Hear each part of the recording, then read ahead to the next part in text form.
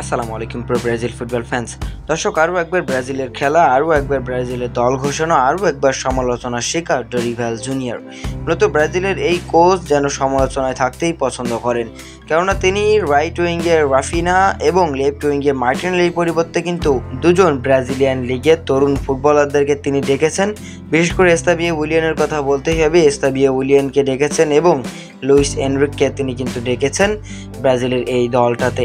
মূলত ব্রাজিলের এই দলটাতে মার্টিনেলি তারপর রাফিনার জায়গায় কিন্তু এই দুজন আসলে নিয়েছে এবং ডরিভাল জুনিয়রকে কিন্তু এই বিষয়ে প্রশ্নও করা হয়েছিল। তখন ডরিভাল জুনিয়র উত্তর দিয়েছে কিসে আমাকে লুইস হেনরিক এবং এস্তাবিওকে বেছে নিতে বাধ্য করেছে।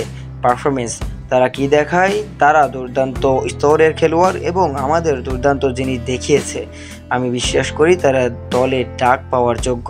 মূলত ডরিভাল জুনিয়র স্পষ্টভাবে বলে দিয়েছেন যে আসলে তারাই তাদের মনটা জয় করতে পেরেছে পারফরমেন্স দিয়ে।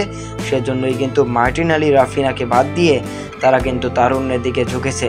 আরও একবার এস্তাবিও উইলিয়ান এবং এনরিক ফিলিপে একই সাথে মাঠ মাতাবেন। পালমেরাসের জার্সিতে তারা যে জুটিটা বেঁধেছিল, আশা করি ব্রাজিলের এই জার্সিতে সেই জুটিটাই তারা বাঁধবে।